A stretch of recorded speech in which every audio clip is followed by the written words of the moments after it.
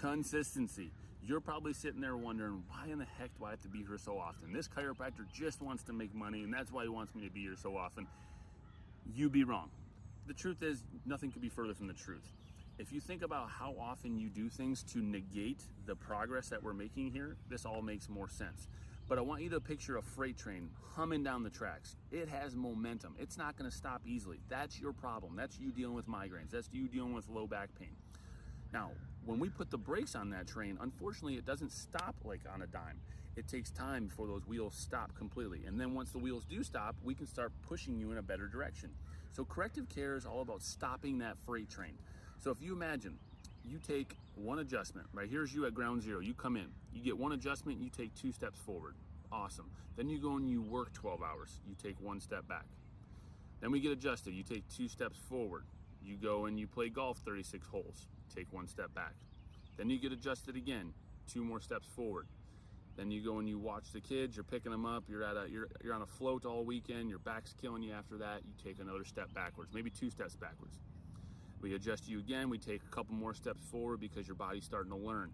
So even though you're taking steps backwards consistently, doing what you do every single day, we're still winning the battle. It just takes time. Some people are going to move faster. Some people are going to move slower. You are making positive change.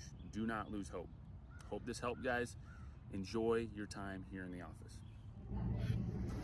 Did you know that chiropractic care is not only safe but also beneficial for pregnant moms as well as infants?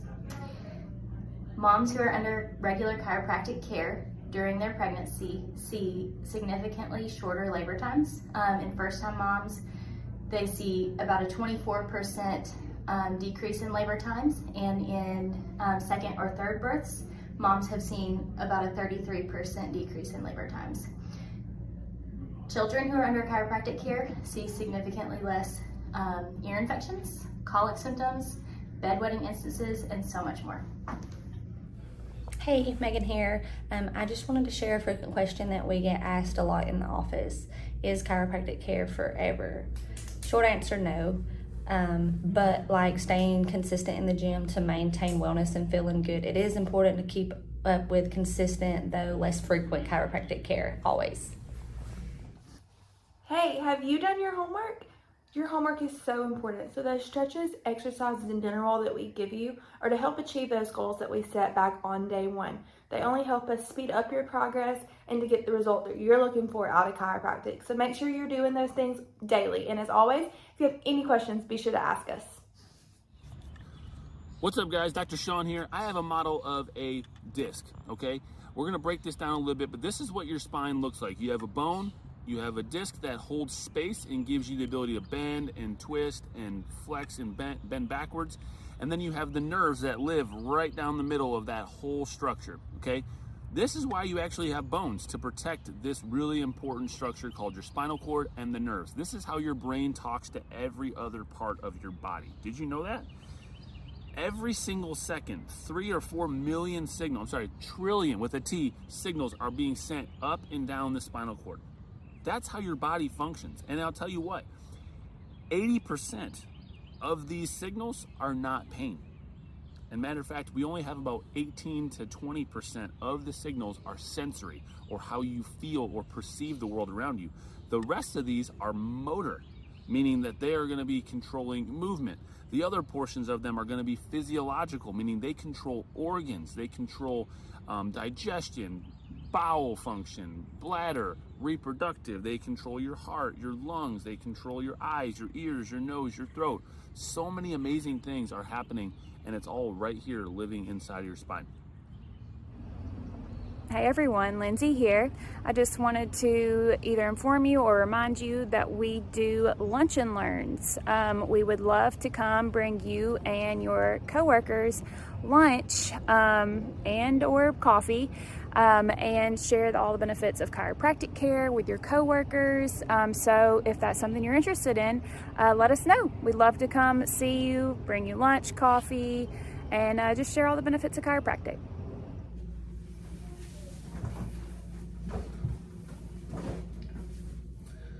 So here at Relentless Chiropractic, we're dedicated to your health. And a lot of times I ask people, what is health? Most of the answers I get are feeling good or taking care of yourself, working out, eating right. And a lot of people say just not being sick.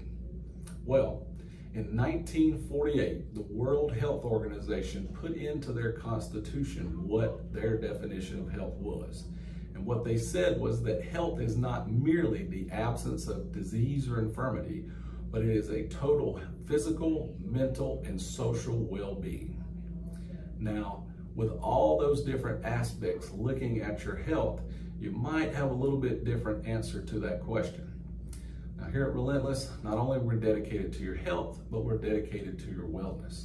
So the aspects of wellness are your physical health, your mental health, your social health, your spiritual health, your occupational health. So all across the spectrum, we need to make sure that your body is able to handle the stresses that are put on it throughout the day. You can do that by staying adjusted and making sure that that nervous system is functioning at its highest level. Hey everyone, my day has been go, go, go all day long today. I just wanted to jump on here and remind you that even if your day is busy, you never have to miss or cancel an appointment. Just give us a text or a call and we can move it to any time or any day that works better for you. What's up, guys? I want to tell you a little bit about how the disc begins to break down and how we actually get disc bulges and why they're pretty tricky to treat. Now, again, you have a model of a spine. Here is a bone, here's the disc, and here is another bone. Now, on the inside of this disc is a very highly pressurized jelly-like substance. It's a hard gel. It's almost like a Flex Seal. So when you take it out, it's going to be kind of gooey, kind of moldable, but it also is very rigid and pressurized. Now, around the outside of the disc are rings that are kind of woven like Spider-Man webs, one after another, layer after layer, and they hold that pressure in nice and tight. Now, through repetitive bad habits, running too much, sitting the wrong way, bending over to pick things up, these discs begin to slightly tear open. Okay, they get little perforations, little irritations, little rips in the seams. Now, when you have a highly pressurized substance, as soon as one area starts to have weakness, it's going to start pushing that substance towards that area of weakness, and then you're going to start seeing a bulge come through, just like that. Now, because these fibers are so tightly wound, they don't just go right back together. They've been pushed apart over time, and that bulge has been taking place for years and years and years, and it's just now gotten to the point where you're feeling it. So what we need to do is we need to take pressure. For example, if we're putting a lot of posterior pressure, we need to take that load that's improper, get it back to a more normal, which is what me and Dr. Josh are trying to do every single day. And then when we do that, we need to allow this tissue on the outside to begin to mend and heal fully. And that can take 18 months, that can take 2 years, depending on how bad that problem has gotten. So when you're coming to the chiropractor, understand there is a lot more being done on the inside. Every single time you leave, you're healing. So don't lose hope. Some of this is just how long you waited to get it taken care of. We're working on it. You're gonna be fine, you're gonna do amazing. Just give your body the time it needs to heal and have realistic expectations. Thanks, guys. So what is a chiropractor and what does it take to be a chiropractor? Well, in the state of Georgia, doctors of chiropractic are licensed to analyze, detect, and correct misalignments in the spine, also known as subluxations. We also can work on any other joint or articulation in the body, including your ankle, your knee, your hip, your shoulder, or your elbow, even your wrists. Now, why is that important? So for the health of any joint in the body, you have to have motion. One thing you'll hear me say all the time around here is motion is lotion. So without that proper motion, the joint has dysfunction. And when we're specifically looking at the joints of the spine, especially the intervertebral disc, you have to have motion to pump out the old fluid that's full of metabolic waste products. And then when that pressure is released, it creates a vacuum force inside of the disc, which pulls in the fluid and the moisture that is needed for your cushion and your shock absorption. Now that motion When it brings that fluid in, that fluid is filled with oxygen and nutrients and the things that the tissues in your disc need to be able to heal. So that is why we put such a strong emphasis on movement and motion here at Relentless Chiropractic, because without that motion, your discs dry out through a process called desiccation. After those discs dry out, they begin to thin. And when they thin, you don't have that cushion between the bones. So your body begins to lay down extra calcium to protect that joint. We see that on your x-ray in the form of what's called a bone spur or an osteophyte. We really want to focus on preventing that degeneration before it occurs by making sure you have proper alignment, proper motion, and that you don't have any postural abnormalities such as forward head position or a loss of curvature in the cervical spine.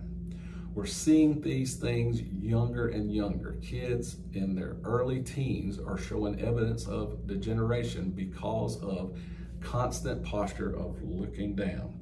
Cell phones, computers, desk work, and things like that. And what we know is that we think big injuries to the spine are why you need to see a chiropractor, but it's actually more important because of those repetitive movements and postures that we do every day. Hey guys, I'm here to remind you of our referral program. I just want to let you know, when you refer someone in, not only do they get a complimentary exam, but if they join care, then you also get 2 free adjustments. So share the benefits and you're receiving with friends and family and coworkers. Studies show that after having one spinal surgery, someone has a 25% chance of having another, either because the original problem was not actually fixed or the person started to have problems somewhere else in the spine. That's 1 in 4 people. We've helped a number of people in our community to prevent surgeries through regular chiropractic care. If anyone you know is on the brink of having a spinal surgery, send them our way. Talk to them about trying chiropractic care before doing something so invasive and permanent as a spinal surgery. What's up, guys? Dr. Sean here again. Another model of the disc. Bone, disc, bone, and then again, that nerve comes out, takes messages from your brain, goes down to your arms to tell it what to do, like I'm waving my hands around right now. It tells your organs to function, your cells to breathe, to bring in oxygen. It tells your whole body what to do. Now, people oftentimes think this is the only way you can get pain, by a bulging disc putting pressure on that nerve.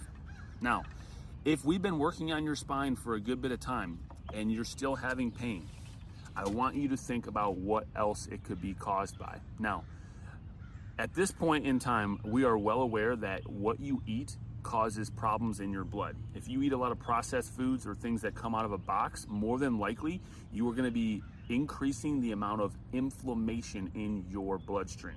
Now, inflammation just clutters up your bloodstream, it settles into the joints, and it gives you that persistent pain. So the next time you go into that fast food restaurant, be thinking, is this going to be giving me more pain or less pain?